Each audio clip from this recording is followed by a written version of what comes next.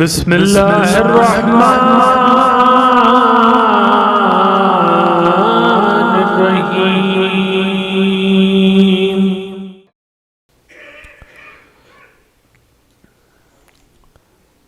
لا حول ولا قوة الا باللہ العلی العظیم۔ اعوذ باللہ من الشیطان اللعین الرجیم۔ بسم اللہ الرحمن الرحیم۔ الحمدللہ الذی قصرت عن رؤیتہ ابصار الناظرین وعجزت عن نعتہ اوہام الواصفین۔ صلی علی محمد وآلہ الطاہرین ولعنت اللہ علی اعدائہم وقتلتہم اجمعین من الآن الی قیام یوم الدین۔ اما بعد فقد قال اللہ سبحانہ تبارک و تعالی فی کتابہ المبین وقولہ الحق۔ بسم اللہ الرحمن الرحیم۔ الحمدللہ رب العالمین۔ صلوات۔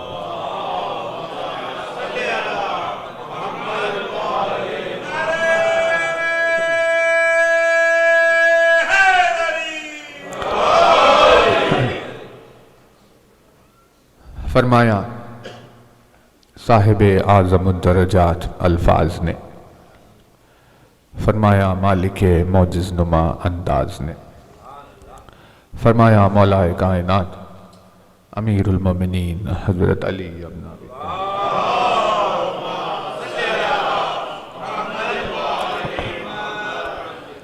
مولا کائنات کے جس مبارک و مقدس فرمان سے آپ کی خدمت میں مجلس کا آغاز ہے، اپنی حزب مثل بے نظیر حدیث میں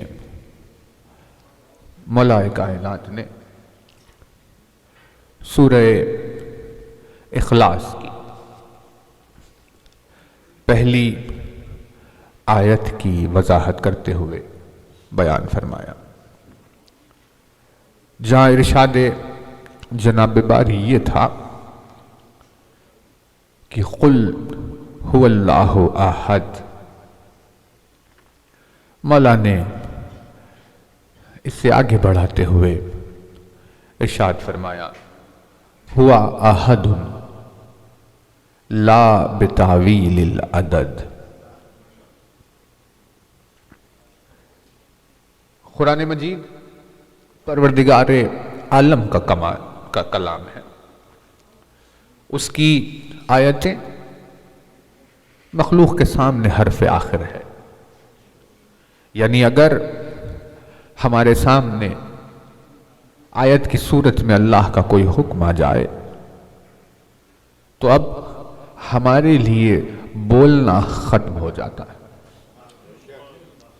اب ہمیں صرف سننا ہوگا، ہمیں صرف سمجھنا ہوگا، ہمیں صرف عمل کرنا ہوگا۔ اب ہمیں بولنے کی گنجائش نہیں ہے، کیونکہ کتاب خدا کی آیت حرف آخر ہے۔ ویسی حرف آخر رکھنے والی کتاب کی آیت کی وضاحت میں اگر کوئی زبان کھولے تو یہ اس بات کی دلیل بنتی ہے کہ بولنے والا قرآن ناطق ہے، سوائے قرآن ناطق کے یہ کسی کے اختیار میں نہیں کہ قل هو اللہ احد کو آگے بڑھائے، سوائے قرآن ناطق کے یہ کسی کا اختیار نہیں ہے کہ قل هو اللہ احد کو آگے بڑھائے، بیان کرے ہوا احد لا بتعویل العدد۔ توجہ ہے نا؟ تو دیکھیے، جیسے کل ابھی آج آپ کی خدمت میں اخلاص کے معنی چلیں گے، جیسے کل عدد کی بحث ہوئی تھی، نمبرز کی بات چل رہی تھی، جیسے کل میتھس کا اس میں ٹچ تھا کہ جس سے بات آگے بڑھی، آج لٹریچر کا ٹچ ہوگا۔ توجہ رہے کہ بلاغت کی روح سے علی نے آخر قرآن کی آیت کے آگے کیا کہہ دیا۔ یعنی ایسا جملہ زبان علی سے جاری ہوا، عالمین میں اللہ کے پیغام کو پہنچانے والا قرآن اس جملے کے آگے اپنے آپ کو صامت کہنے لگا۔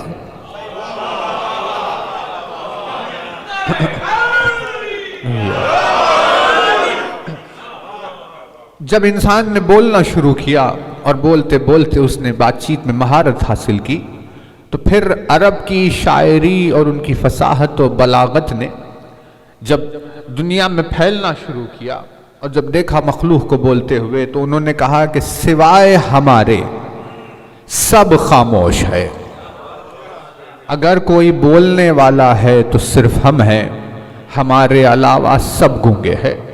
یعنی بلاغت اس پیمانے پر پہنچی کہ جہاں وہ خود کو بولنے والے اور عجم کو خاموش کہا کرتے تھے، ایسے دعوے کے جاری ہونے کے بعد اللہ کی آیت نازل ہوئی، اِنَّا آتَيْنَاكَ الْكَوْثَرَ۔ جیسے ہی آیہ کوثر کا نزول ہوا، یہ بولنے والا عرب خود کو خاموش کہنے لگا کہ اب ہم کچھ نہیں بول سکتے، اگر بول سکتا ہے تو صرف یہ کتاب بول سکتی ہے۔ اور ایسے کہا قُلْ هُوَ اللَّهُ أَحَدٌ، لیکن جب اس کے آگے ہوا أَحَدٌ لَا بِتَعْوِيلِ الْعَدَدِ کا جملہ آیا، تو یہ بولنے والے قرآن نے خاموشی اختیار کی اور کہا میں قرآن صامت، زبان علی قرآن ناطق۔ میں توجہ، یعنی لفظ میں کیا وزن ہوگا کہ جہاں قرآن خاموش ہو گیا۔ آپ اگر آیت کو دیکھیں، خل، یہ لفظ خل نے پروردگار پورے دین کا دار و مدار خل پر تھا۔ اے میرے حبیب آپ کہیے، آپ کہیے کہ پروردگار تو خود کیوں نہیں کہتا؟ جو بھی بات ہے تو خود بیان کر لے۔ کہا نہیں، ہم نہیں، آپ کہیے۔ کہا کیوں؟ کیونکہ آپ کی زبان میں وہ اثر ہے کہ جب آپ نے کہا تو جہالت کا زمانہ علم میں تبدیل ہوا۔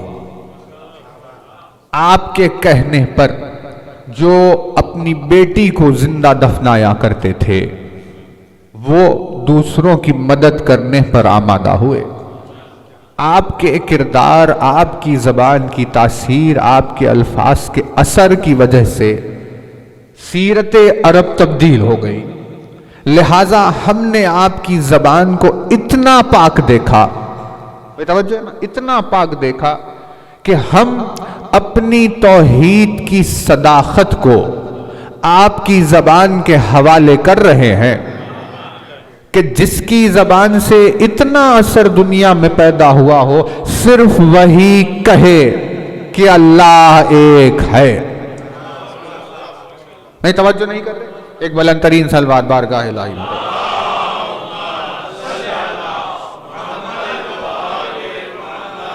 بھئی توجہات ہے نا؟ یعنی رسول کی زبان میں اثر کیا ہوا؟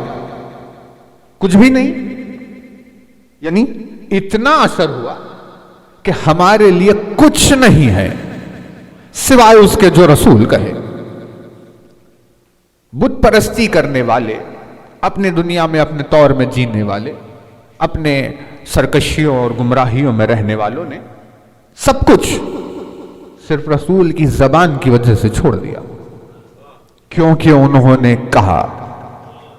جب انہوں نے سکھانا شروع کیا، جب انہوں نے کہا، تو ان کے دلوں میں موجود بیماریاں اور برائیاں صرف ان کے کہنے کی وجہ سے ختم ہو گئی۔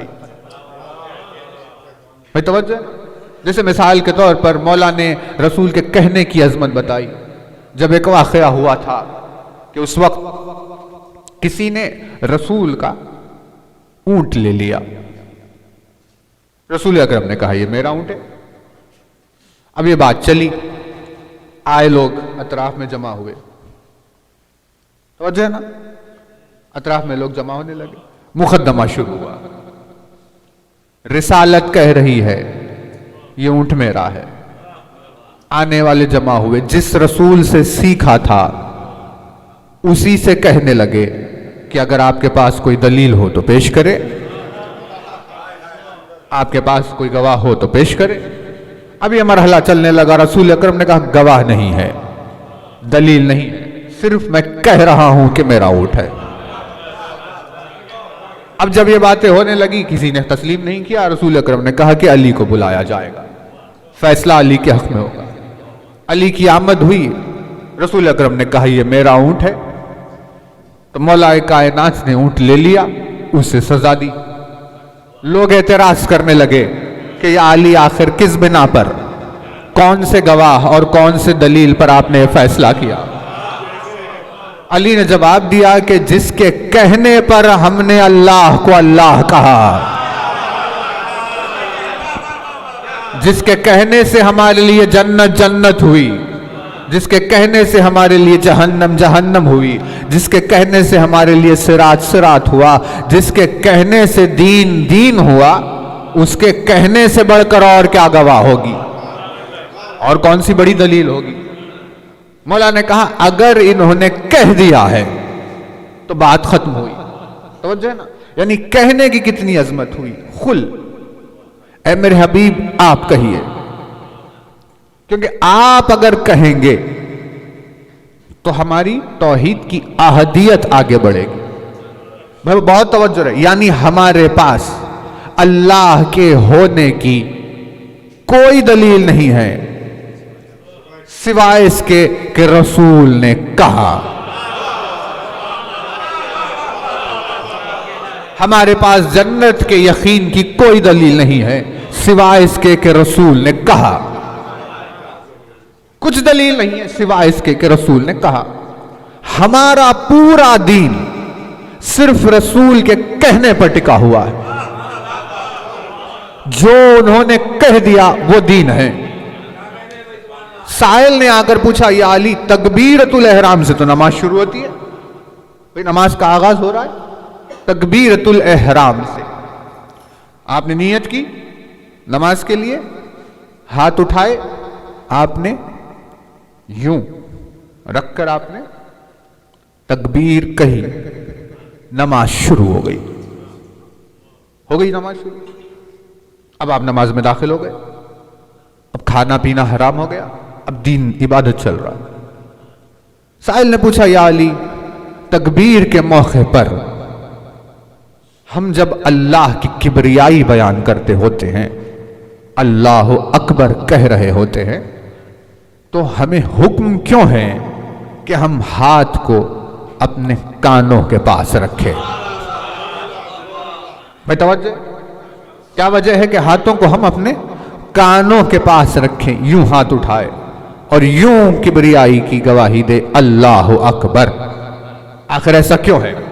تو علی نے کہا وہ اسی لیے کیونکہ تمہارے پاس اللہ کی کبریائی کی کوئی دلیل نہیں ہے سوائے اس کے کہ تم نے اپنے کانوں سے اللہ کے ہونے کو سنا۔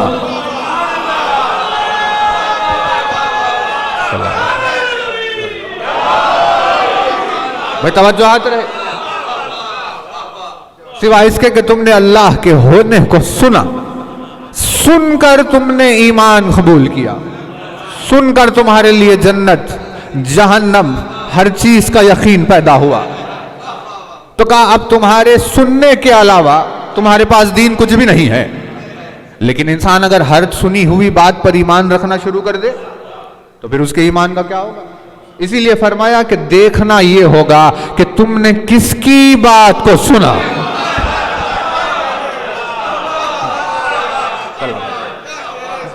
دیکھنا تمہیں یہ ہوگا کہ تم نے کس کی بات کو سنا۔ وزن رسول کے کہنے میں اتنا زیادہ ہے، وزن رسول کے کہنے میں اتنا زیادہ ہے، جس نے رسول کے کہنے کو سنا وہی اس کی توحید ہے۔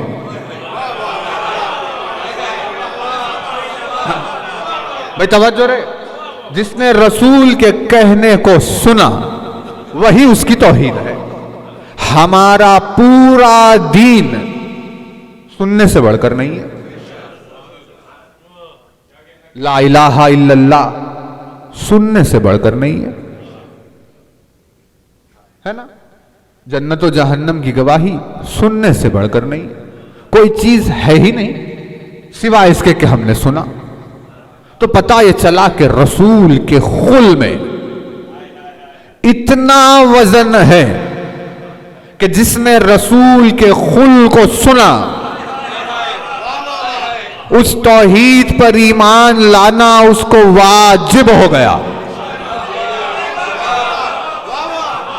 بھائی توجہ رہے، صبح ہوئی فجر کے لیے اٹھے، جب فجر کے لیے اٹھے تو آپ نے کیا کہا؟ کانوں کو، ہاتھوں کو کان پر رکھ کر اللہ اکبر۔ یہ صرف اتنا نہیں تھا، یہ کہنا اس پر واجب تھا۔ نہیں توجہ نہیں کر رہے، بے توجہ ہے نا بات آگے بڑھنے کے لیے۔ کانوں پر ہاتھ رکھ کر جو آپ نے کہا اللہ اکبر، یہ واجب تھا۔ چاہے کتنی گہری نیند میں سو رہے ہو اٹھو، چاہے کتنی سردی ہو رہی ہو وضو کرو، چاہے تمہاری طبیعت کتنی ہی خراب کیوں نہ ہو تیاری کرو اور آؤ کانوں پر ہاتھ رکھو اور کہو اللہ سب سے بڑا ہے۔ یہ تم پر واجب ہو گیا۔ کہا کیوں؟ کیونکہ جس کہنے والے نے کہا اس کے لفظ میں اتنا وزن ہے کہ سننے والے پر واجب ہو گیا کہ کبریائی کی گواہی دے۔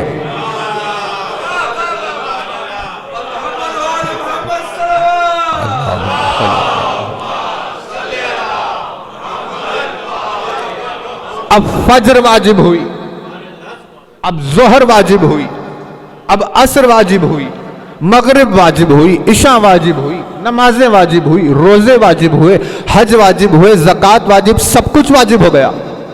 کہا بھئی یہ ساری چیزیں واجب، بھئی توجہ نا، واجب کیے جو کرے گا اسے ثواب، جو ترک کرے گا اسے عذاب۔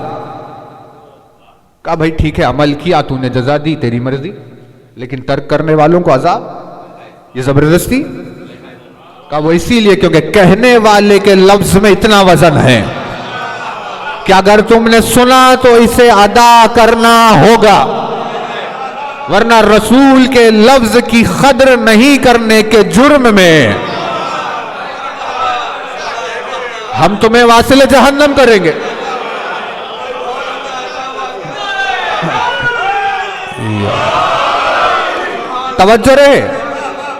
توجہ رہے، اللہ کے نزدیک نماز نہیں پڑھنا وہ گناہ نہیں ہے، روزہ نہیں رکھنا وہ گناہ نہیں ہے، حج نہیں کرنا وہ گناہ نہیں ہے۔ اللہ جہنم کے حوالے کرے گا اس وجہ سے کہ تم نے رسول کے کہنے کی قدر نہیں کی۔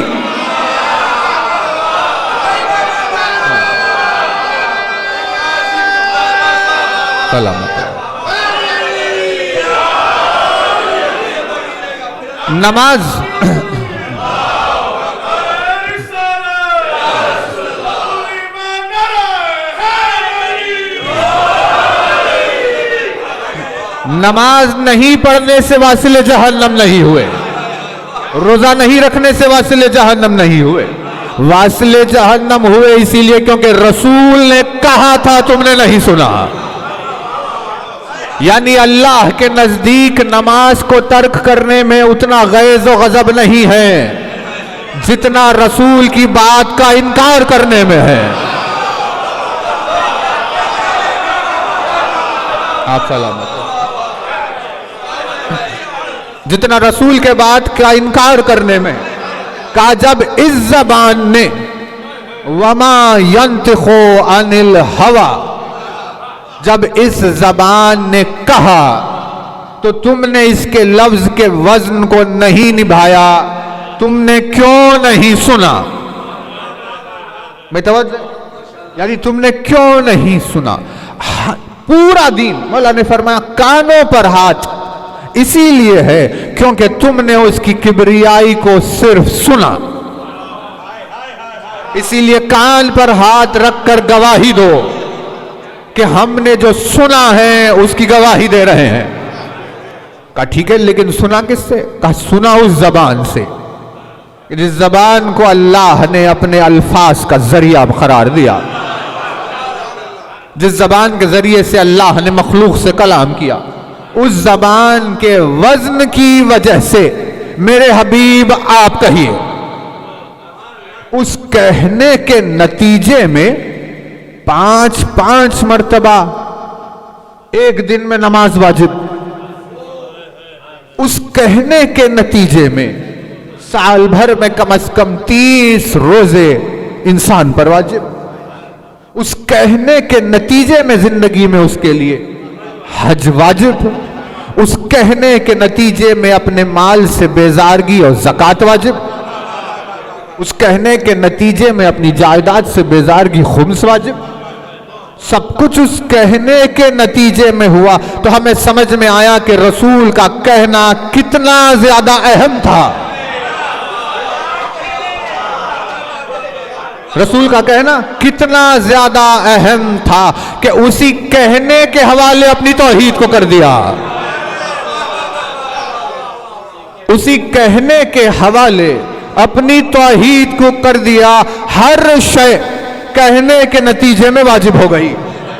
تو جب سوال یہ اٹھے گا کہنے کے نتیجے میں یہ تمام اعمال واجب ہو گئے جو انسان نے صرف سن کر کیا، تو غدیر کے میدان میں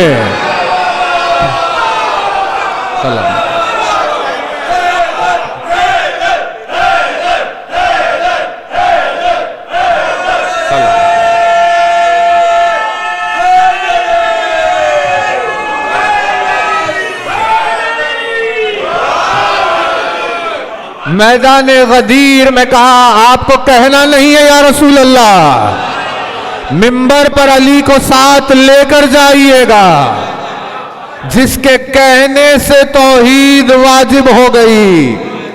جب ولایت کا ذکر آیا تو اس نے کہا اب صرف کہنے سے بات نہیں ہوگی، اب دکھانا بھی ہوگا.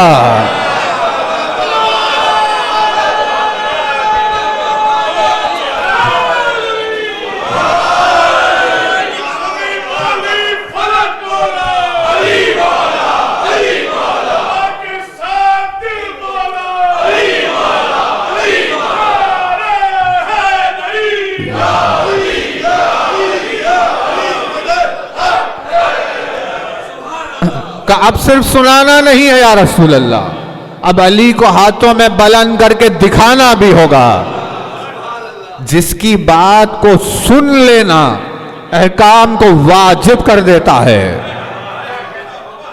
کوئی تصور کرے جب دکھایا بھی جا رہا ہو تو عمل کتنا واجب تر ہوگا.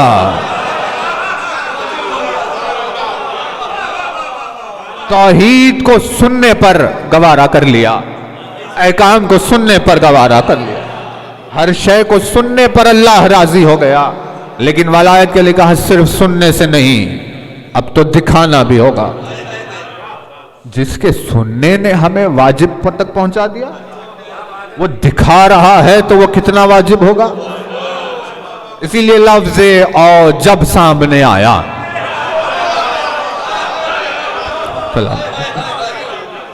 لفظ اور جب سامنے آیا کہ واجب سے زیادہ تر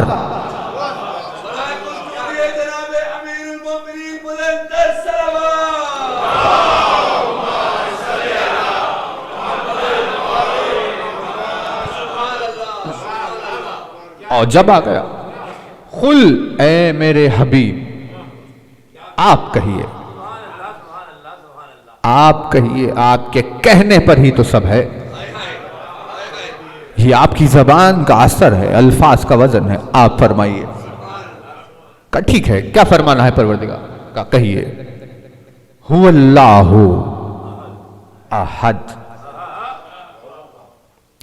آپ کی خالص ترین زبان سے اعلان اخلاص کریے.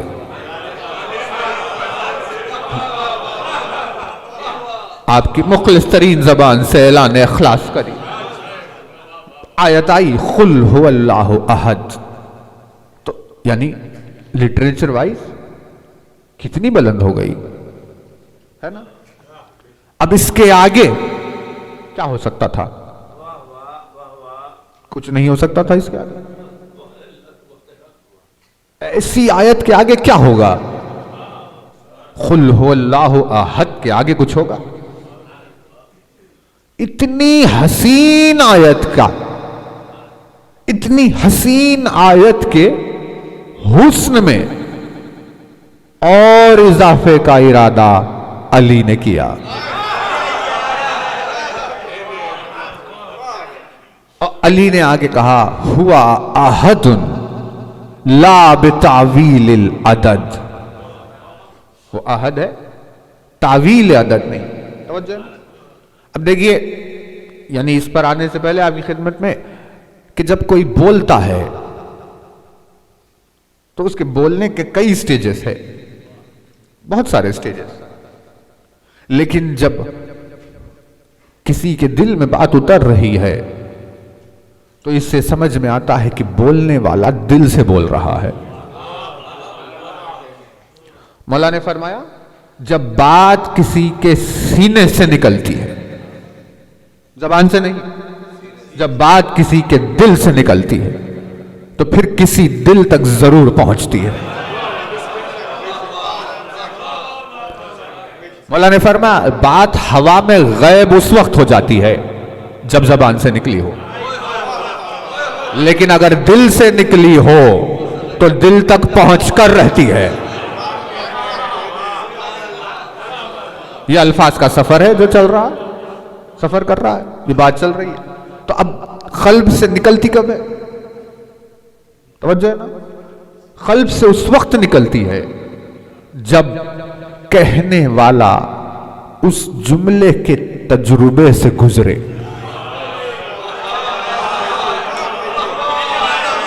سلام آپ سلامت. بغیر اس تجربے کے وہ قلب سے نکلتی نہیں. مثال کے طور پہ دیکھیے، بچپن میں ہم نے سنا بزرگوں سے، وہ کہہ رہے تھے دیکھو جس کے ساتھ نیکی کرو اس کے شر سے محفوظ رہنے کی دعا کرو. سن لی بات. اب جب سن لی 10 بار 20 بار روز سن رہے ہیں، بار بار سن رہے ہیں، یاد ہو گئی. اب جا کے کہنا شروع کر دیا لوگوں کے ساتھ، اے بھائی جس کے ساتھ نیکی کرو اس کے شر سے محفوظ رہنے کی دعا کرو. اب کہے جا رہے ہیں، لیکن کہنے والے کو خود نہیں معلوم کہ وہ کہہ کیا رہا ہے، کیونکہ اب تک الفاظ صرف زبان پر ہے، ابھی لفظ دل میں نہیں پہنچے. پھر ایسے ہی زندگی گزارتے گزارتے جب جوان ہوئے تو کسی نے آ کر کہا دیکھیے ہمیں کچھ پیسوں کی ضرورت ہے، کل بہت ضروری کام ہے. ہمیں کام ضروری تھا پرسوں. سامنے والے نے کہا کل کام ہے ہمیں، وہ کام ہو جائے ہم آپ کو شام میں دیں گے، آپ پرسوں اپنا کام کر لیجئے. تو ہم نے کہا کسی کے کام آنا تو بہت اچھی بات ہے. ہم نے اس کی مدد کی اور پیسے اسے دے دیے. اس نے اپنا کام کر لیا. لیکن جب ہمارے وقت کی بات آئی تو اس نے کہا کہ ابھی ہمارے پاس وہ نہیں ہے، ہم نہیں دے سکتے، یا جو بھی ہو بہرحال وہ نہیں آئے. ہمارا کام خراب ہوا. جب اس تجربے سے گزرے تو اب جب پرسوں کسی سے کہا کہ دیکھو جب کسی کے ساتھ نیکی کرنا تو اس کے شر سے محفوظ رہنے کی دعا کرنا، اب یہ الفاظ زبان سے ادا نہیں ہو رہے تھے. اب یہ الفاظ دل سے ادا ہو رہے تھے، کیونکہ تجربے سے گزرنے کے بعد سمجھ میں آیا کہ کہا کیا جا رہا ہے. بھائی توجہ. تو انسان جب کوئی بات کہتا ہے کسی سے اپنے تجربوں کو جمع کر کے کہہ رہا ہوتا ہے. بھائی یوں ہے بات، ہم گزر گئے. اب بچوں کو سمجھ میں نہیں آ رہا، لیکن جب بچے بڑے ہو کر خود تجربہ کریں گے تو انہیں سمجھ میں اچھا یہ بات تھی، حالانکہ سن رہے تھے. لیکن سمجھ میں اب آیا کیونکہ تجربہ نہیں تھا. حکیم حکمت رکھنے والا تجربے کی بات کرتا ہے، سنی ہوئی بات نہیں کرتا. نہیں توجہ نہیں کر رہے. زبان پر رکھے ہوئے الفاظ نہیں کہتا، قلب میں رہنے والے الفاظ کہے جاتے ہیں. آیت آئی زمین پر قل هو اللہ احد، علی نے آیت کو دیکھا قل هو اللہ احد. آیت کے آگے علی نے جملہ کہا ہوا احد لا بتاویل العدد. وہ احد ہے، اس پر عدد کی تعویل نہیں ہوتی، جس کی تعویل عدد نہیں ہوتی، جس کا وہ احد ہے کہ جو نمبر نہیں ہو سکتا. یہ جملہ جو علی نے کہا یہ علی کی زبان سے ادا ہونے والے الفاظ نہیں ہے. ہوا احد لا بتاویل العدد، علی کا تجربہ توحید ہے.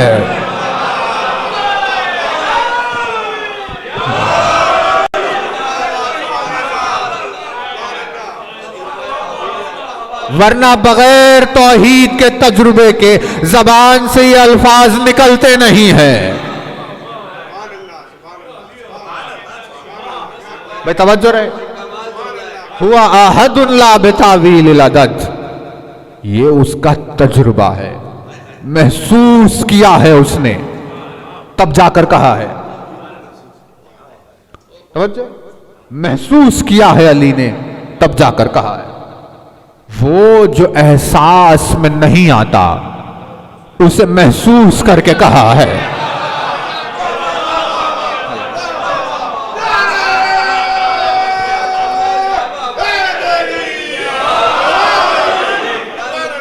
جیسے کسی بزرگ کا تجربہ ایک بچے کے سامنے، بچے کو کچھ بھی سمجھ میں نہیں آتا، معنی ہی نہیں رکھتا، اس سے کہیں زیادہ فرق ہے علی کے کہے ہوئے اس جملے میں اور مخلوق کی سمجھ کے درمیان.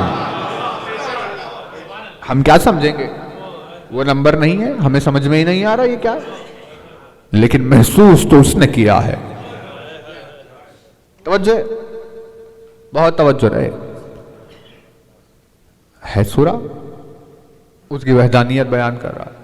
نام ہے اخلاص. اخلاص نام. رسول اکرم نے کہا یہ لقب ہے علی کا. اخلاص الخاب علی سے ایک. اب یہاں پر توجہ ہے نا، دیکھیے یہ ہے بات لٹریچر والی، کہیں آپ بور نہ ہو جائے، بہت توجہ رہے. لفظ آیا سامنے اخلاص.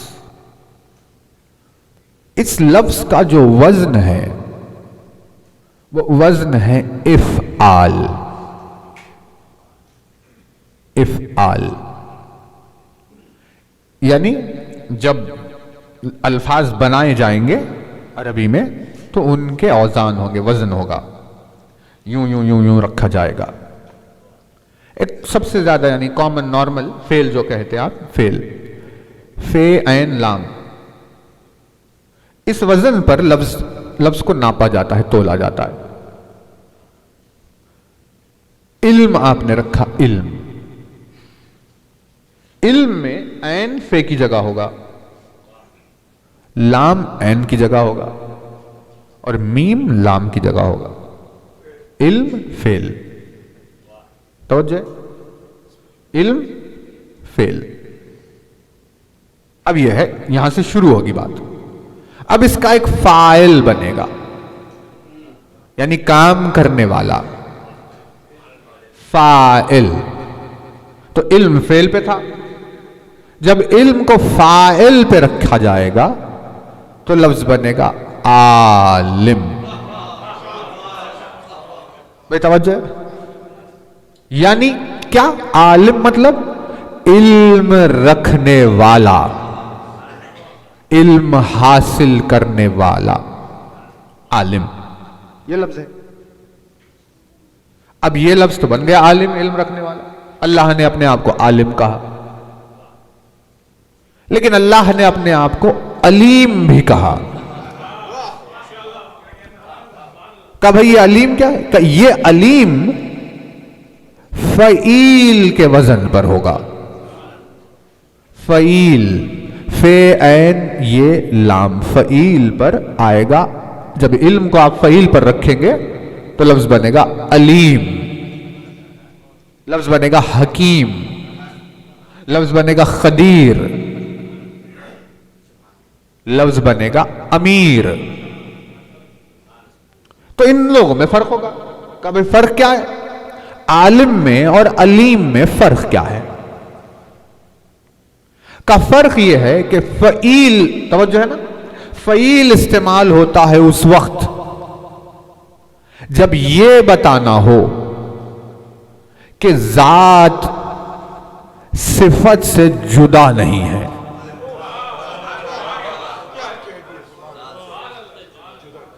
جب صفت ذات کے اندر ہوتی ہے تو وہ فعیل سے ایکسپریس کی جاتی ہے.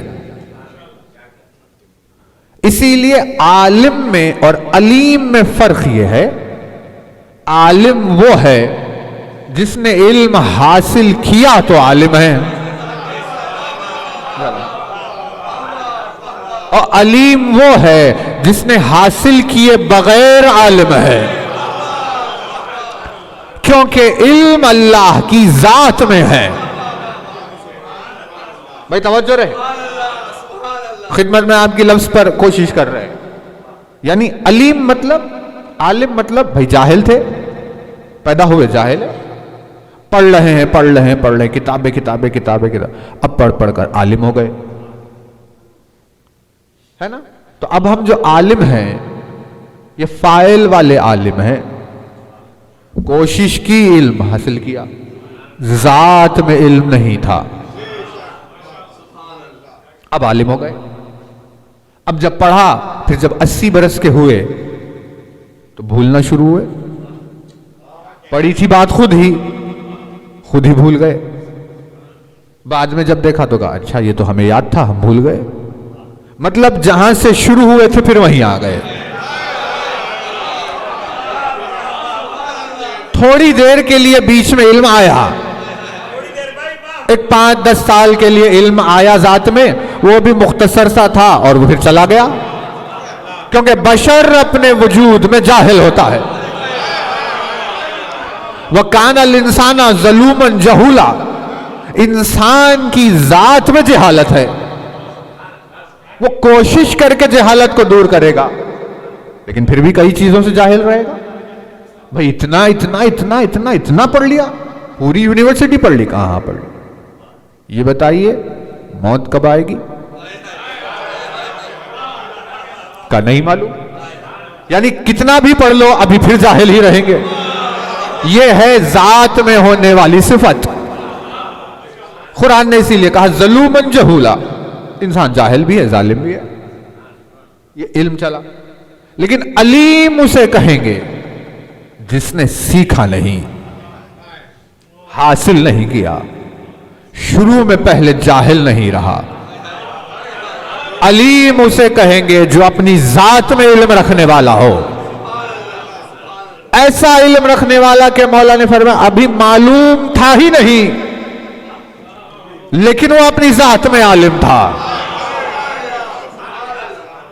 توجہ. تو اسے کہتے ہیں یعنی صفت مشبہ کہا جاتا ہے کبھی کبھی استعمال میں، کہ بھئی وہ صفت جو ذات کے اندر ہو ہمیشہ. توجہ. علیم، اسی لیے حکیم، حکمت ہمیشہ ہے اللہ.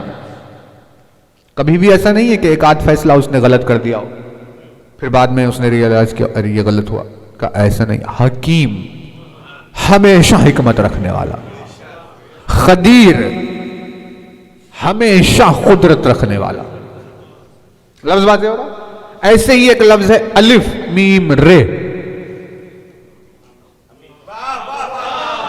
سلامت رہے.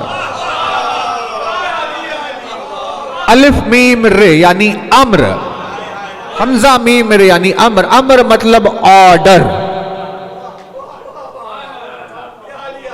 امر مطلب آرڈر. قرآن نے امر کی تعریف کی. کون سا آرڈر؟ آرڈر نے کہا ہو جا.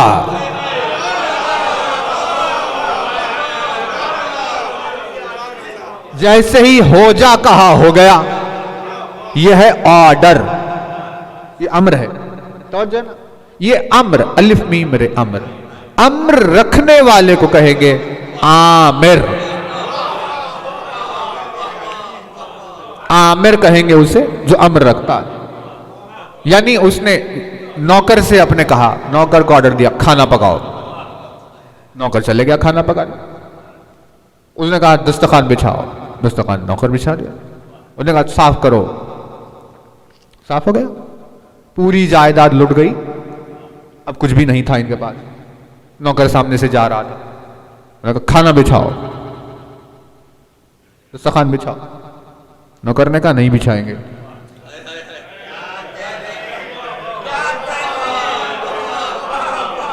ارے بھائی ہمارا آرڈر کیوں نہیں سنتے؟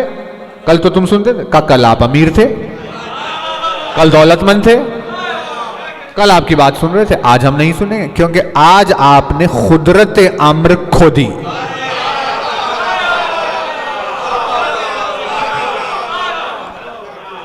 یعنی امر آپ کے پاس کچھ دن تھا، اب آپ کے پاس امر نہیں ہے.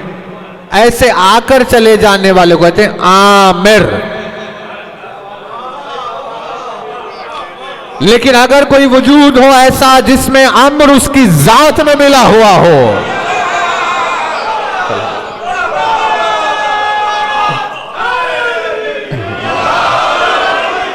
تو اس وجود کو آمر نہیں کہا جائے گا، امیر کہا جائے گا. السلام علیک یا امیر المومنین.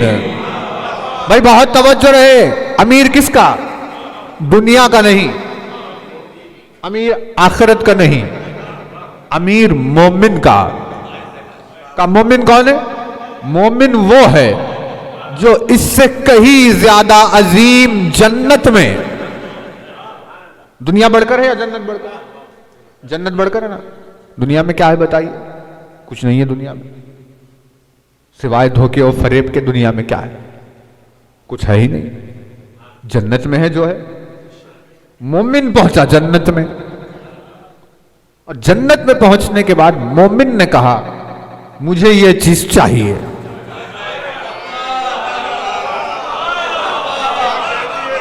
یہاں مومن نے آرڈر دی، جنت میں وہ چیز حاضر ہو گئی.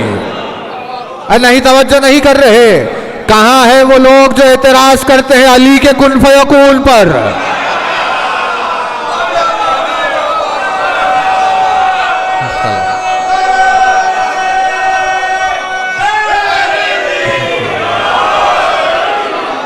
اے بھائی علی کی بات کوئی کیا کرے گا؟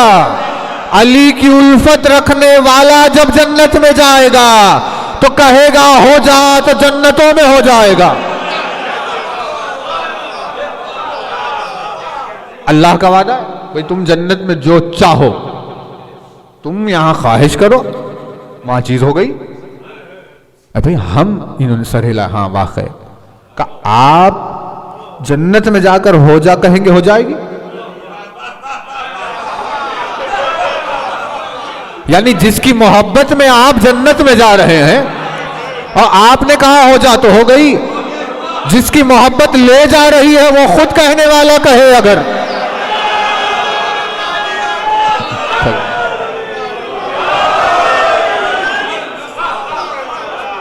بھائی جو محبت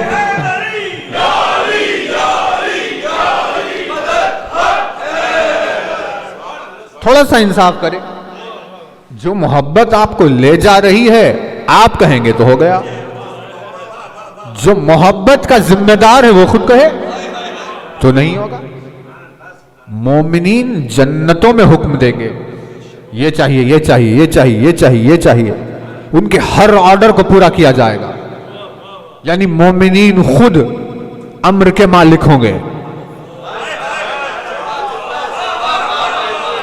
مومنین خود جنتوں میں امر کے مالک ہوں گے. ان مومنین کے اوپر جو حق امر رکھتا ہے امیر المومنین.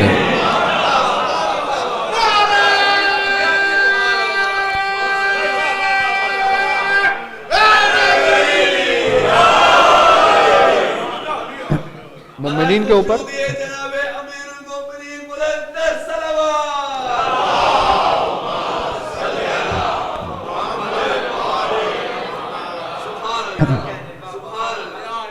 مومنین پر امر رکھنا دنیا پر امر رکھنے سے کہیں زیادہ افضل ہے.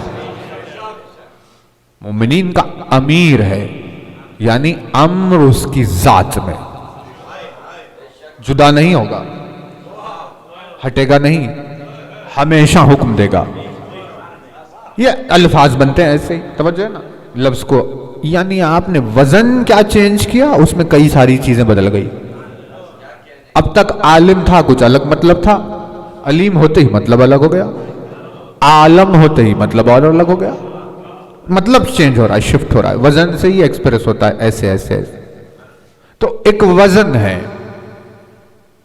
افعال، افعال ایک وزن ہے. اس افعال پر جب آپ فعل کو رکھتے ہیں کسی تو وزن یہ سینس میں بنتا، افعال کے سینس. جیسے آپ نے اگر ہے سین نون کو افعال پر رکھا تو حسن جو تھا، حسن جو تھا وہ اب احسان ہو گیا. احسان. کرم کو افعال پہ رکھا تو اب وہ اکرام ہو گیا. اکرام، احسان، ایسے الفاظ الگ الگ. ویسے ہی جب خلوص کو افعال پر رکھا جائے گا تو وزن سے لفظ بنے گا اخلاص.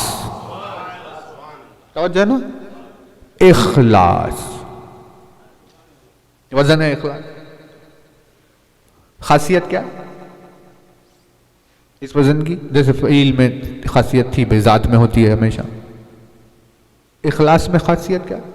افعال میں، افعال میں خاصیت یہ ہے کہ افعال، بہت توجہ ہے نا، افعال اس وقت آتا ہے جب کسی بے عیب حسین وجود کے حسن میں اضافہ کرنا ہو. بہت توجہ ہے.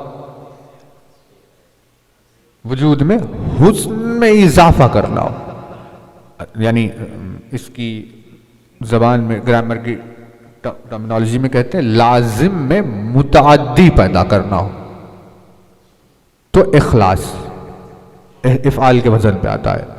جب اس کی خوبصورتی کو بڑھایا جاتا ہے، توجہ، اضافہ ہو جاتا ہے خوبصورتی میں جب یہ وزن آ جائے. اسی لیے نیکی ایک نیکی ہے، لیکن احسان، احسان یعنی بہت حسین نیکی ہے نا. نیکی تو تھی لیکن نیکی میں حسن پیدا ہوا، خوبصورتی پیدا ہوئی. ہم نے کہا آپ سے بھائی ہمیں ضرورت ہے گاڑی کی، آپ ہمیں گاڑی دے دیجیے ہماری. ہم نے کہا، آپ نے گاڑی دی، تو جب آپ نے گاڑی دی تو اسے کہتے ہیں خیر، کار خیر، یا کوئی نیکی آپ نے انجام. لیکن ہم نے پوچھا ہی نہیں، بغیر پوچھے آپ نے دیا، تو یہ ہے احسان. کیونکہ نیکی اور خوبصورت ہو گئی. نہیں، توجہ نہیں کر رہے. دیکھیے لفظ پر بحث ہو رہی ہے حسن میں. اسی لیے اللہ نے لفظ احسان کو مخصوص کس سے رکھا؟ والدین سے. وَبِالْوَالِدَيْنِ إِحْسَانًا. کیوں؟ کیونکہ وہ بچے کو بدلے کی نیت کے بغیر پالتے ہیں.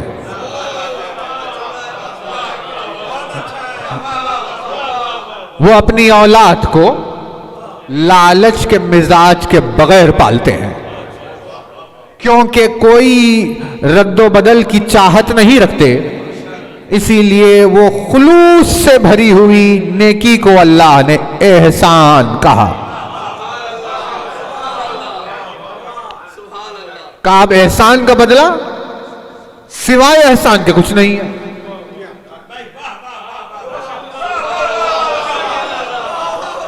بھائی توجہ رہے، احسان کے بدلے میں سوائے احسان کے کچھ ہے ہی نہیں. تو کہا اب ہم کیا کریں پروردگار، والدین کا بدلہ چکائے کیسے؟ کہا تم اپنے وجود کو صرف کر دو.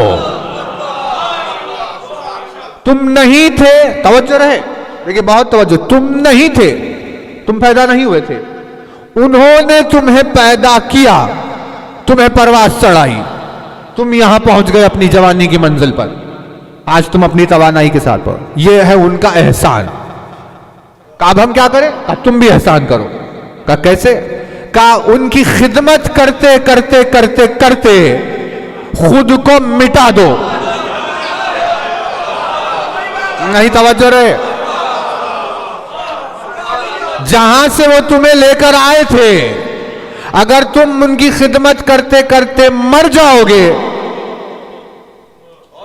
فنا ہو جاؤ گے، تو خیر انہیں اولیت آخر ہے، تم ادا نہیں کر سکتے، لیکن یہ احسان کا بدلہ ہوگا کہ جو جس نے تمہیں وجود دیا اس کی خاطر وجود کو ختم کر دو.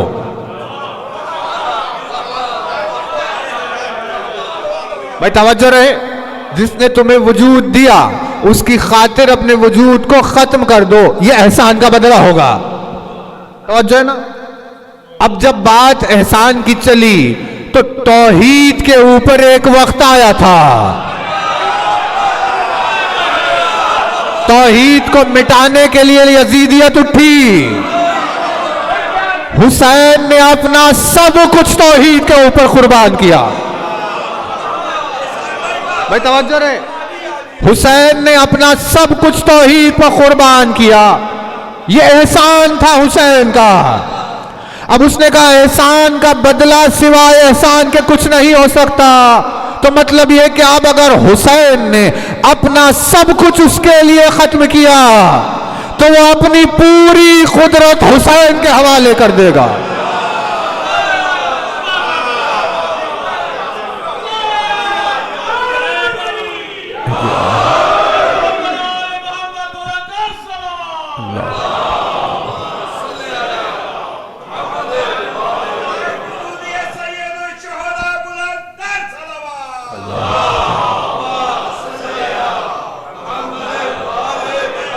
آپ مزاج احسانی نہیں سمجھتے، آپ اس بحث میں لگے ہوئے، جس نے اپنا لٹا دیا سب کچھ اس کا اگر کوئی بدلہ دے تو کیا دے؟ کہ اپنا سب کچھ دے دے. عاشور سے پہلے وجود حسین اللہ کا تھا.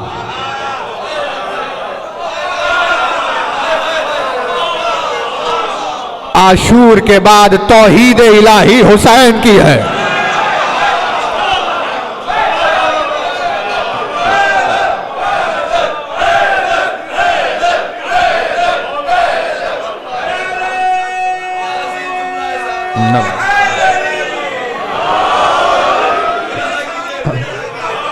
عاشور سے پہلے وجود حسین اللہ کا تھا، بعد عاشور توحید حسین کی ہے. یہ نظام چلا. توجہ ہے نا؟ تو لفظ ہوگا کیسے؟ افعال کے وزن پہ آئے گا، حسن میں اضافہ. توجہ رہے، حسن میں اضافہ. بھائی عیب نہیں تھا، بہت توجہ رہے، پہلے سے حسین ہے. اب بھائی اگر کوئی بدصورت ہوتا تو اسے میک اپ کرتے، اسے خوبصورت بناتے. توجہ نا ہے توجہ. اب تو خیر دیکھیے اب کیا کہیں، آج کے زمانے ہم جب چھوٹے تھے تب ہوتا تھا میک اپ، سنتے تھے میک اپ میک اپ، اب ہو رہا ہے میک اوور.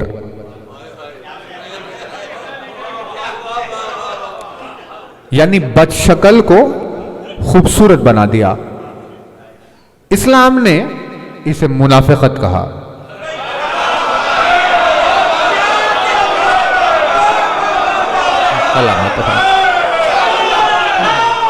آپ سلام.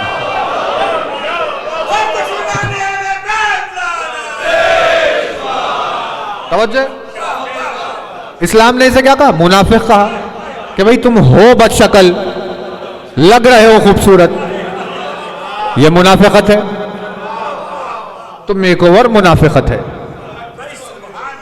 حقیقت کیا ہوگی؟ کہ حقیقت یہ کہ حسین پہلے سے ہو اس کے حسن میں اضافہ کرے. بھائی توجہ رہے، بنائے یا دکھائے نہیں، حسن میں اضافہ کرے. توجہ، حسن میں اضافہ. دیکھیں درمیان میں بات آئی حسن سے، یعنی حسن سے جڑی ہوئی نہیں، لیکن حقیقت اور ہوتی ہے، منافقت اور. منافقت کیا ہے کہ حسین نہیں ہے مگر دکھ رہا ہے نا. جب منہ دھوئیں گے تو پھر ویسے ہو گئے جیسے تھے. یہ کیا ہے؟ مطلب حقیقت نہیں بدلی، ویسی ہی تھی. حقیقت کسے کہتے ہیں؟ صورت کو بدل دے. حسن حقیقت میں پیدا ہو، وجود تبدیل ہو جائے، ہے نا. عاشور کے روز ایک صحابی نے حسین کو آواز دی، میرا سلام آخر ابا عبداللہ پر. حسین پہنچے، چہرہ سیاہ تھا، رنگ کالا تھا. کہ مولا رسول اکرم نے بیان فرمایا جنت میں کالے نہیں ہوں گے. یہ میرا سیاہ رنگ ہے، میں جنت میں جاؤں گا کیسے؟ حسین نے سنا ہم بتاتے ہیں تو جنت میں جائے گا کیسے. چہرے پر ہاتھ پھیرتے ہوئے فرمایا اللہم بیض وجہہ وطیب ریحہ واحشرہ مع الابرار. میرے پروردگار اس کے چہرے کو سفید کر. بیض وجہہ، توجہ ہے نا، یعنی بیض کسے کہتے ہیں؟ وائٹ کو کہتے ہیں. اور خوشبو کو معطر کر، اسے ابرار کے ساتھ اٹھا. یوں چہرے کو جان کے چہرے پر پھیرتے پھیرتے ہاتھ کو جب یوں سمیٹا تو جان کا چہرہ ایسے چمک رہا تھا جس چمک کو دیکھ کر موسیٰ کا ید بیضا شرما جائے.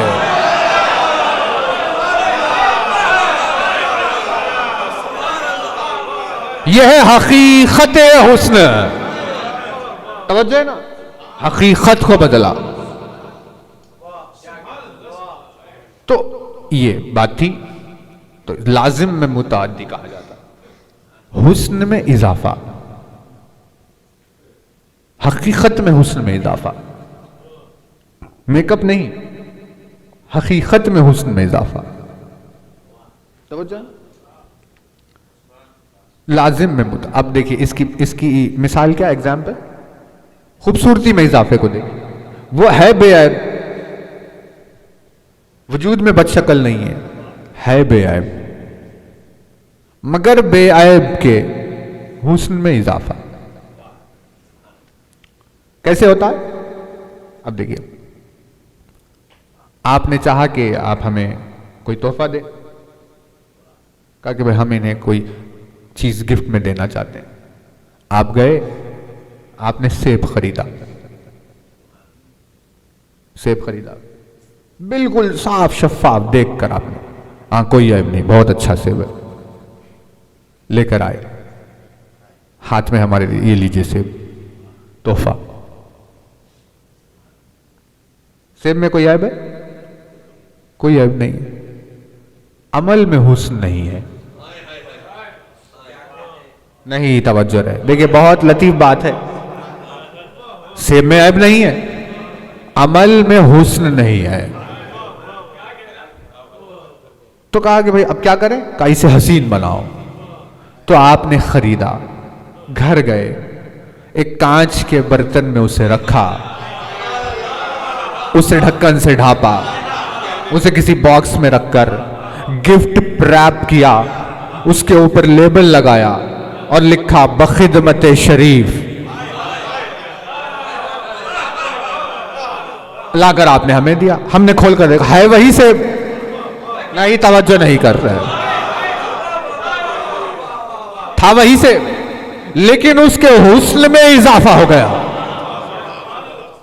اپنے وجود میں بے عیب نہیں تھا، لیکن اب جتنا خوبصورت ہو گیا، پہلے اتنا خوبصورت نہیں تھا. اس حسن میں جب اضافے کو ایکسپریس کرنا ہو تو ایک وزن کا استعمال کیا جاتا ہے، افعال. جب اس افعال کے وزن پر خلوص کو رکھا گیا تو لفظ آیا اخلاص، یعنی قل هو اللہ احد میں کوئی عیب نہیں تھا. سلامت رہا.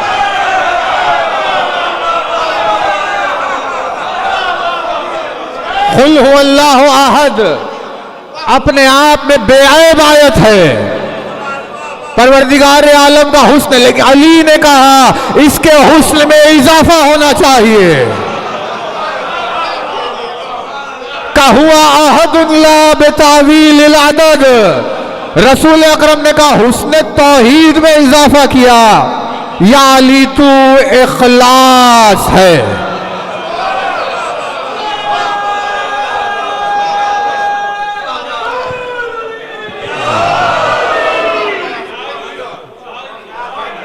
یا علی تو اخلاص ہے. تو نے حسن میں اضافہ کر دیا. کس کے؟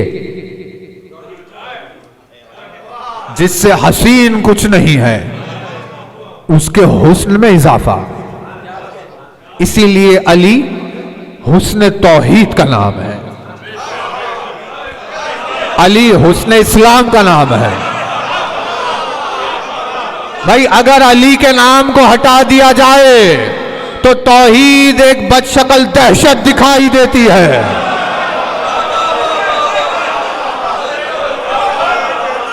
نام علی کو ہٹا دیا جائے تو قرآن دہشت گردی کی کتاب ہو جاتی ہے.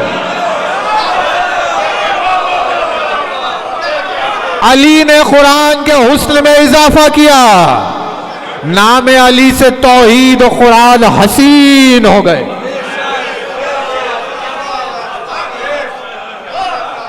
بھائی ہے نا؟ آپ دیکھیے لوگ اسلام سے ڈر کے بھاگ گئے. بھائی یہ کیسا مذہب ہے؟ اس میں تو جبر ہے، زیادتی ہے، دہشت ہے. لیکن جب نام علی اس میں آیا تو انہوں نے کہا سخاوت ہے، قربانی ہے، شہادت ہے.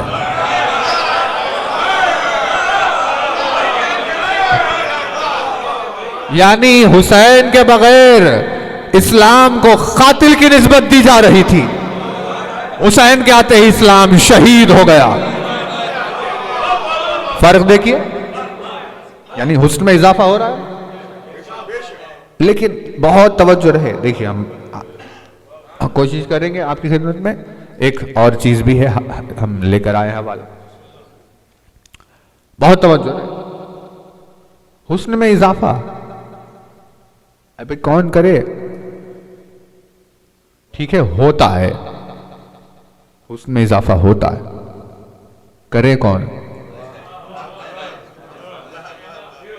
یعنی حسن میں اضافے کے لیے کس مزاج کی ضرورت ہے؟ توجہ. مزاجن ذات کون سی ہو جس کی نظر ہو وہاں پر، ہے نا؟ تو اگر آپ تصویر کے حسن کو بدلنا چاہیں تو کون ہوگا سوائے مصور کے؟ توجہ رہے، یوں ہاتھ پھرا دینے والا نہیں، مزاج کا مصور. ہم بھی اتار دیتے ہیں کچھ کبھی. آپ اگر دیکھیں گے تو ہم نے جو اتارا ہمارے ذہن میں وہ کچھ اور، آپ کو جب دکھائیں گے تو آپ کو کچھ اور لگے گا، ہے نا؟ اتنی خراب ڈرائنگ لیکن اتار رہے ہیں. کبھی ٹھیک ہے آپ نے اتار دیا، مصور مزاج کے نہیں ہے. مزاجن مصور اور ہوتا ہے، یہ کوشش کرنے والے اور ہوتے ہیں. تو ایک آرٹسٹ کی بہت توجہ رہے، جب کسی چیز پر نظر پڑتی ہے تو اس کے مزاج میں یہ صلاحیت ہوتی ہے کہ وہ عیب کو حسن کر دیتا ہے.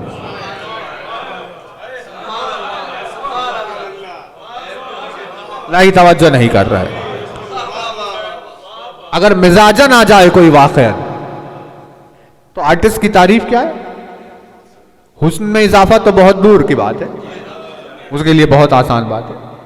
عیب کو حسن میں بدل دیتا ہے، کیونکہ اسے پتا ہے کہ کس چیز کو کہاں رکھنا ہے۔ عیب یہی ہوا نا کہ بے محل شے ہو، یہ عیب ہے۔ شے محل پہ آ جائے تو حسن ہو گیا۔ نہیں توجہ نہیں کیا، نہیں توجہ نہیں کر رہے۔ دیکھیے اگر کوئی چیز بے محل ہو تو یہی عیب ہے۔ عیب کیا ہے؟ جگہ پر نہیں ہے، عیب ہے۔ جسے جو جگہ ہونا چاہیے نہیں ہے، عیب ہے۔ جس جگہ پر جسے نہیں ہونا چاہیے وہ ہے، عیب ہے۔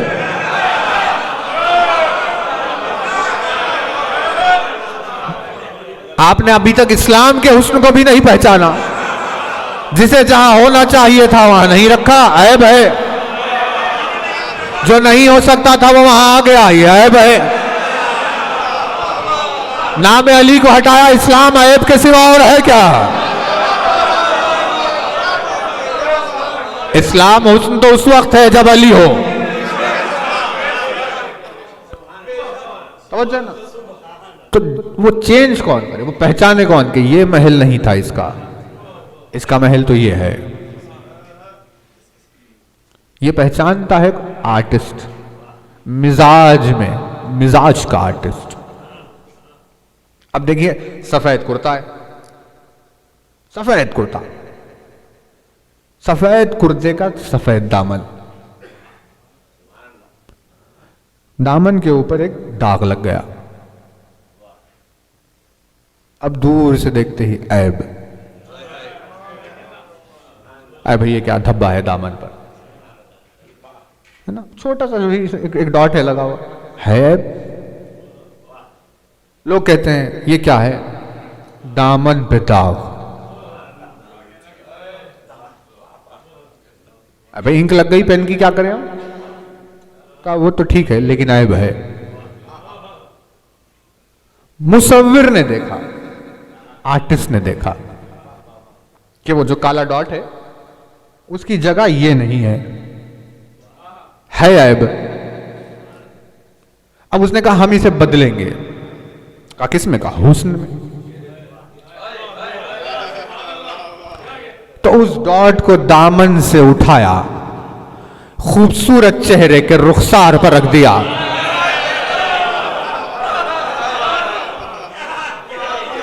پہلے سے چہرہ حسین تھا، جسے عیب سمجھ رہے تھے اس نے حسن میں اضافہ کر دیا۔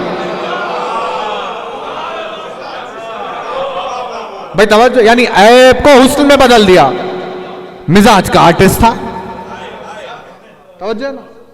اب دیکھیں کالا ہونا عیب ہے نا، لوگ گالی اسے برا مانتے ہیں، اسے دشنام لیتے ہیں کہ بھائی یہ کالے ہے۔ اب بے عزتیاں دنیا میں ساری چل رہی، مانا جاتا ہے۔ لیکن آرٹسٹ نے کیا کہا؟ آرٹسٹ نے کہا نہیں ٹھیک ہے، لیکن ہم بتاتے ہیں یہ حسن کیسے ہوگا، ہے عیب، ہم اسے بدل دیں گے۔ انیس نے کیا لکھا؟ اچھا دیکھیے، سیدھا ہونا اچھی بات ہے اور ٹیڑھا ہونا عیب ہے۔ لوگ مزاج میں کہیں ارے بھائی عجیب ہے، ان کا مزاج ہی ٹیڑھا، بات نہیں کرے، عیب ہے۔ انیس نے لکھا ہے کجی، ٹیڑھا ہونا ہے کجی عیب، مگر حسن ہے ابرو کے لیے۔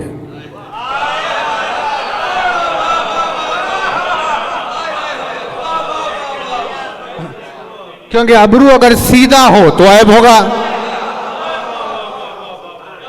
توجہ نا، اس میں کجی چاہیے، ہے کجی عیب مگر حسن ہے ابرو کے لیے، تیرگی بد ہے مگر نیک ہے گیسو کے لیے،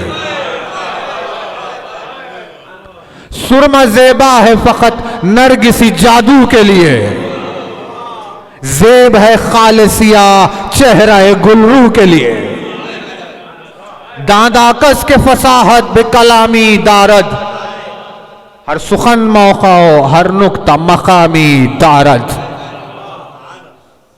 توجہ، مقام بدلا کیا؟ عیب حسن میں تبدیل ہو گیا۔ ارے بھئی یہ کیا ہو گیا؟ اضافہ، جو کالا داغ عیب تھا اس سے حسن میں اضافہ ہو گیا.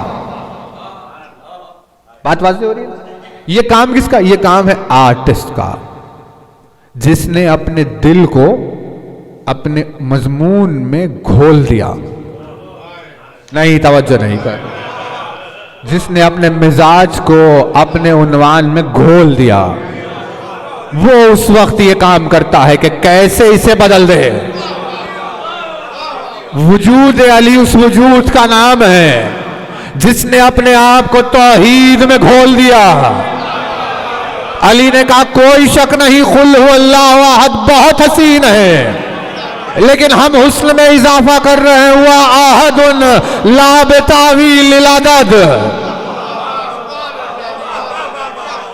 جیسے ہی قل هو اللہ احد کے آگے یہ جملہ علی نے رکھا، افعال کے وزن پہ رسول نے کہا یا علی تیرا وجود اخلاص ہے.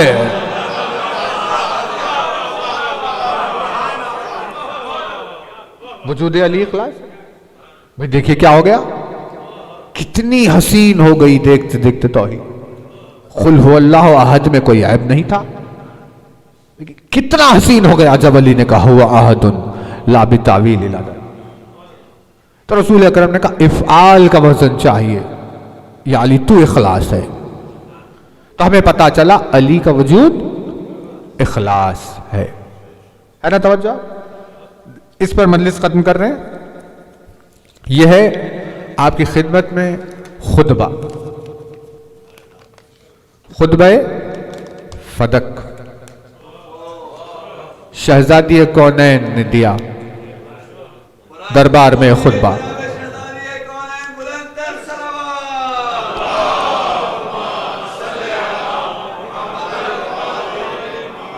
دربار میں آپ نے خطبہ دیا. تعویل کس سے کہتے ہیں؟ تعویل یعنی جیسے مثال کے طور پہ دیکھیے، آپ جب کچھ کہا جائے تو لفظ کہے گئے، یہ لفظ ہے، اس کے پیچھے ایک مطلب ہے،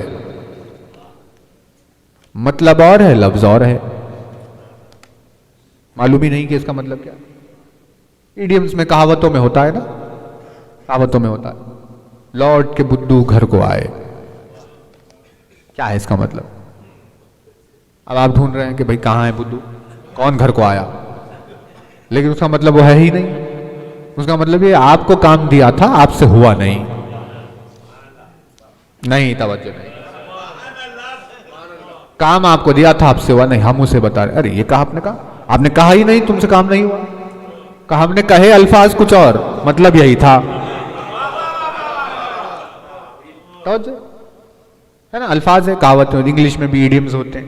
it's raining cats and dog. بارش ہو رہی ہے بلیوں کی، کتے گر رہے ہیں. یہ کیا ہے؟ کچھ ہوتا ہے نہیں. اس کا مطلب ہے تیز بارش ہو رہی ہے. ارے بھائی کہاں ہو رہی ہے تیز بارش؟ آپ نے تو بلیوں کا ذکر کیا. کہا ہم نے کہا وہ مطلب یہ تھا. کہے ہوئے الفاظ کچھ اور ہے، مطلب کچھ اور ہے. یہ بیچ میں آنے والا وسیلہ جو کہے ہوئے الفاظ کے مطلب تک پہنچائے، اس وسیلے کو کہتے ہیں تعویل. کہے ہوئے الفاظ کو مطلب تک پہنچائے، اس وسیلے کو کہا جاتا ہے تعویل. کہ یہ ہے ذریعہ جس کے ذریعے سے یہ بات سمجھی جائے گی. توجہ ہے نا. خطبہ فدق میں شہزادی کونین نے یہ جملہ کہا کہ کلمہ توحید کیا ہے؟ وہ صرف لفظ ہے جو کہے گئے ہیں، مطلب اس کا کیا ہے؟ اس کی تعویل کدھر ہو رہی ہے؟ دربار خلافت میں فرمایا اشہد اللہ الہ الا اللہ وحدہ لا شریک لہ. میں گواہی دیتی ہوں. یہ شہادت ہماری نہیں ہے، یہ شہادت سیدہ کی ہے. ہم اگر کہیں کہ اللہ ایک ہے تو مطلب اور،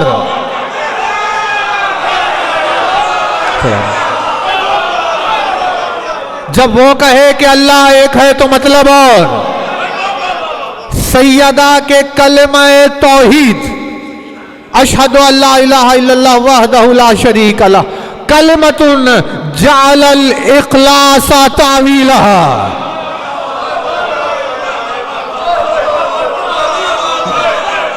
फरमाया ला इलाहा इल्लल्लाह कलमा है, अल्लाह ने जिसकी तावील इखलास को करार दिया।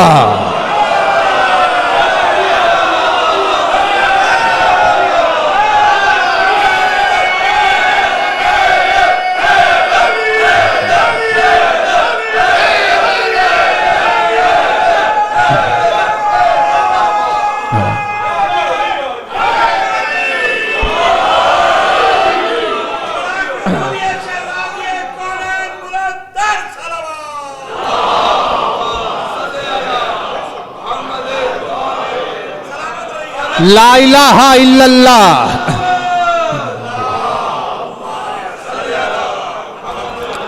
ला इलाहा इल्लल्लाह कलमा है जिसकी तावील इखलास है। अगर इखलास ना हो तो ला इलाहा का कोई मतलब ही नहीं है। अली तावील ला इलाहा का नाम है। अगर अली को हटा दिया जाए तो ला इलाहा सिवाय अल्फाज के कुछ भी बाकी नहीं रह जाएगा।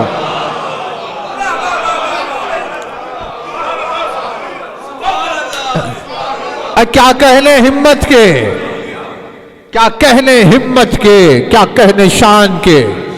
खिलाफत के दरबार में अली की हकीकत को बयान करके आई। मुनाफिकों को समझ में ही नहीं आया ला इलाहा क्या है।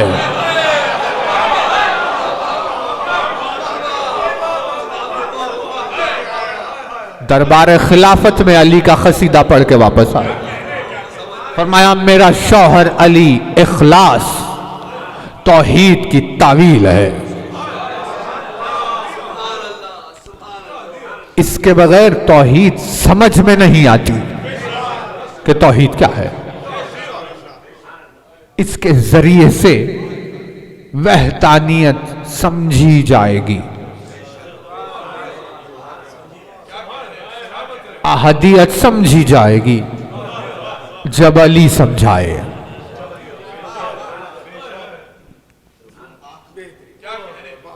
इसीलिए फरमाया या अली तू इखलास है।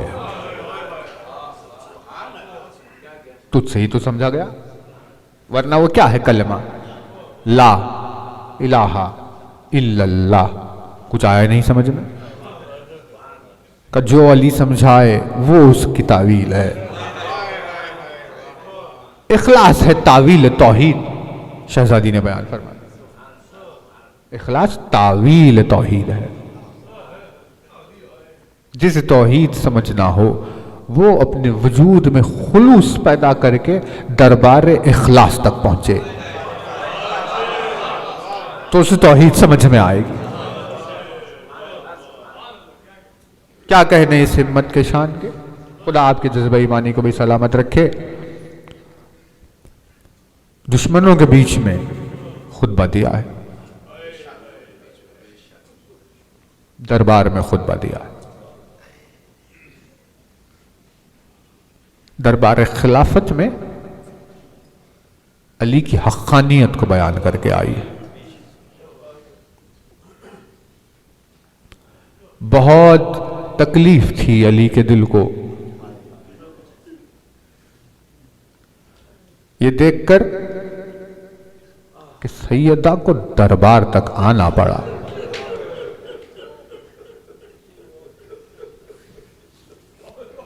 इनकलाब है जमाने का। बेटी ने कहा अम्मा ये कितना इनकलाब है जमाना हो गया, इतना बदल गया दौर। क्योंकि जब शहजादी ये खुतबा देकर वापस आ रही थी, जब दाखिल होने को घर में वापस आई तो बेटी उस वक्त मां के आने का इंतजार कर रही थी।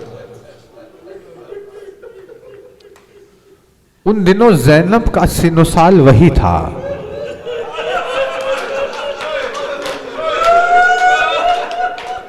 جو میدان کربلا میں سکینہ کا سنوسار ہے، اس کمسینی کے عالم میں ماں کی آہٹ کو محسوس کیا، شہزادی کا گھر میں داخلہ ہوا، دوڑتے ہوئے جا کر بیٹی اپنی ماں سے لپٹ گئی اور لپٹ کر کہا اماں کتنا انقلاب زمانہ ہو گیا کہ رسول کے شہید ہونے کے بعد، رسول کے جانے کے بعد تجھے جا کر دربار میں کھڑے ہونا پڑ گیا۔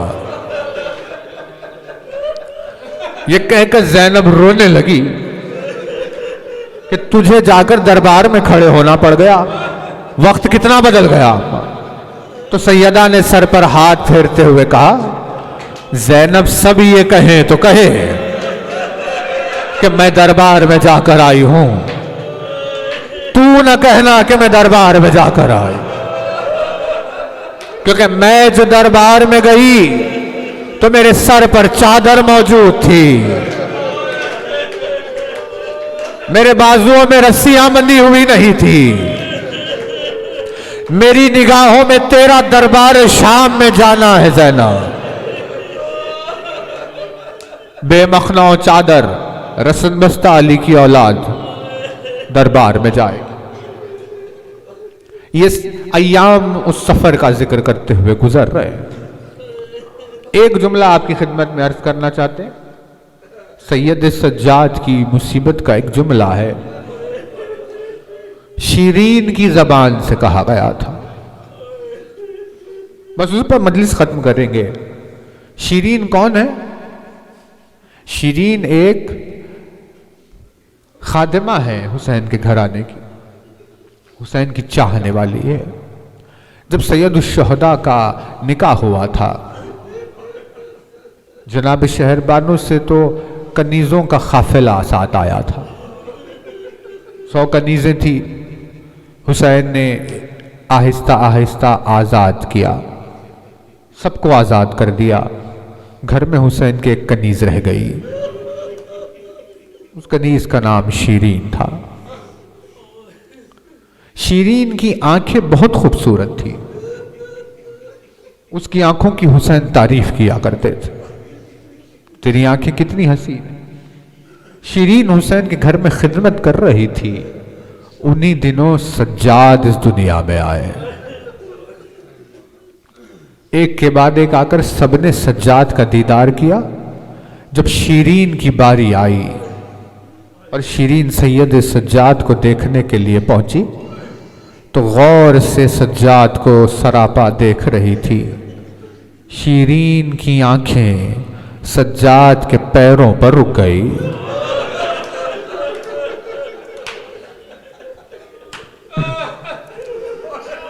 شیرین نے دیکھ کر یہ کہا میرے شہزادے تیرے پیر کتنے حسین ہیں، میں نے اپنی زندگی میں اتنے حسین پیر کسی کے نہیں دیکھے۔ یہ کہہ کر سجاد کے قدموں کو شیرین نے اپنی آنکھوں سے لگایا۔ اس عمل پر حسین کی نظر پڑی، حسین نے دیکھا کہ شیرین سجاد کو بہت چاہتی۔ آہستہ آہستہ دن گزرنے لگے، سجاد گھٹنیوں چلنے لگے، شیرین موجود تھی۔ اس وقت شیرین گھر میں تھی جب سجاد پہلی مرتبہ اٹھ کر کھڑے ہوئے اور شیرین دیکھ رہی تھی کہ سجاد اب چلنے کی کوشش کر رہے ہیں۔ جو ہی سجاد نے چاہا کہ پہلا قدم آگے بڑھائے، شیرین نے اپنے سر کی ردا کو اتار کر سجاد کے قدموں کے آگے بچھا دیا، یہ کہہ کر میرے شہزادے میں یہ نہیں دیکھ سکتی کہ تیرے اتنے حسین اور نازک پیر اس زمین کی خاک پر چلے، کہیں چھوٹا کوئی کنکر تیرے پیروں میں نہ چپ جائے، تو میرے سر کی ردا پر چلا کر شہزاد۔ شیرین کے سر کی ردا بچھی ہوئی تھی، سجاد کے قدم بڑھ رہے تھے۔ حسین نے یہ منظر دیکھا، قریب آ کر کہا شیرین جا ہم نے تجھے راہ خدا میں آزاد کر دیا۔ شیرین نے کہا مولا مجھ سے کوئی گستاخی ہوئی ہے؟ حسین نے کہا نہیں شیرین، تو نے ہماری بہت خدمت کی ہے، اب حسین کی خواہش یہ ہے کہ تو اپنی زندگی گزارے، تو آزاد ہو جائے۔ شیرین نے کہا مولا میں آپ کا گھر چھوڑ کے نہیں جاؤں گی، اس وقت تک نہیں جاؤں گی جب تک آپ مجھ سے ایک وعدہ نہ کر لے۔ حسین نے کہا بیان کر شیرین تیری کیا خواہش؟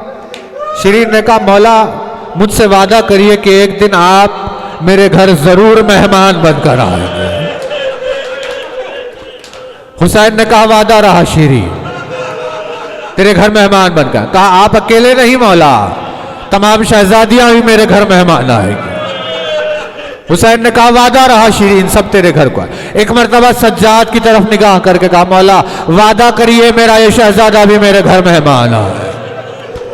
حسین نے کہا ہم سب تیرے گھر مہمان آئیں گے شیرین۔ یہ کہہ کر شیرین کو رخصت کیا۔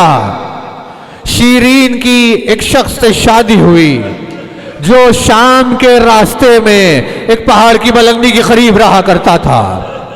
اب وہاں زندگی گزر رہی تھی۔ ایک روز شیرین نے خواب میں دیکھا کہ حسین کہہ رہے ہیں کہ ہم تیرے گھر مہمان آ گئے ہیں شیرین۔ بس اس خواب کا دیکھنا تھا، نیند سے اٹھی، گھر میں حسین کی آمد کی تیاریاں کر رہی تھی۔ ایک تشت میں میووں کو جمع کیا، ایک برتن میں پانی کو رکھا، میرا شہزادہ سفر کر کے آئے گا، جلدی سے سیراب ہونے کے لیے ٹھنڈا پانی پیش کروں گی۔ انہی خواہشات میں انتظام کرتے کرتے جب شیرین اپنے گھر سے باہر نکل کے اس پہاڑ کی بلندی سے نیچے آئی تو ایک عجب قافلے کی آمد کو دیکھا کہ جہاں کچھ بیبیاں بے مخنا و چادر لائی گئی ہیں، نیزوں پر کچھ سر بلند ہوئے ہیں۔ اس قافلے کو دیکھ کر شیرین کا دل بیٹھ گیا۔ اسی اثناء سے گزر رہی تھی کہ ایک اونٹ کے آگے جب بڑھی تو پلٹ کر دیکھا کہ ایک مرد ناتوان اس اونٹ کی پیٹھ سے سہارا لیے ہوئے زمین پر بیٹھا ہوا ہے۔ غور سے شیرین نے دیکھا، سراپا دیکھ رہی تھی، نگاہ شیرین کی سجاد کے پیروں پر ٹھہر گئی۔ اب جو خدموں کا حال دیکھا تو پیروں میں آبلے پڑ چکے تھے، آبلوں میں خار پیوست ہو گئے تھے۔ شیرین نے سجاد کو پہچانا نہیں، قریب آئی، آ کر سلام کیا۔ امام نے جواب سلام دیا۔ شیرین نے کہا آپ لوگ بڑے مظلوم معلوم ہوتے ہیں، لیکن کوئی فکر کی بات نہیں، ابھی میرے آقا کی سواری آنے کو ہے، جب میرا مولا حسین آئے گا تو آپ کو زنجیروں سے آزاد کرا دے گا، بیویوں کے لیے چادروں کا انتظام کر دے گا، میرا مولا حسین بہت کریم ہے۔ یہ جملے سنے سجاد نے پوچھا شیرین یہ بتا اگر تو حسین کو دیکھے گی تو کیا تو پہچان لے گی؟ شیرین نے کہا مولا کیسے ممکن ہے میرے اپنے آقا کو نہ پہچانوں؟ جب یہ سنا تو سجاد نے کہا رک جا ذرا، میں تجھے بتاتا ہوں کہ حسین کہاں ہے۔ یہ کہہ کر ایک مرتبہ اپنے زانوؤں کو طے کیا۔ سجاد نے جو زمین پر قدم رکھے تو شیرین کے دل کے ٹکڑے ہو گئے، کسی طرح اپنے آپ کو سنبھالا۔ سجاد پھر سے ایک مرتبہ اٹھ کر کھڑے ہوئے، سر حسین کی جانب ایک قدم سجاد نے آگے بڑھایا۔ شیرین نے ہاتھوں کو جوڑ کر کہا اے بندے خدا، اگر آپ کو بتانا ہو کہ حسین کہاں ہے یہیں کھڑے ہو کر بتائیے، خدا کے لیے مجھ سے آپ کا یہ چلنا دیکھا نہیں جا رہا۔ بس یہ سننا تھا۔ سجاد نے کہا اے شیرین تو نے نہیں پہچانا، یہ وہی قدم ہے جنہیں تو اپنے آنکھوں سے لگایا کرتی، ایک قدم تجھ سے دیکھا نہ گیا۔ سجاد کربلا سے کوفہ، کوفے سے شام، انہی قدموں سے سناتا ہے یہ سر کس کا ہے سورہ کہف سناتا ہے یہ سر کس کا ہے سورہ کہف سناتا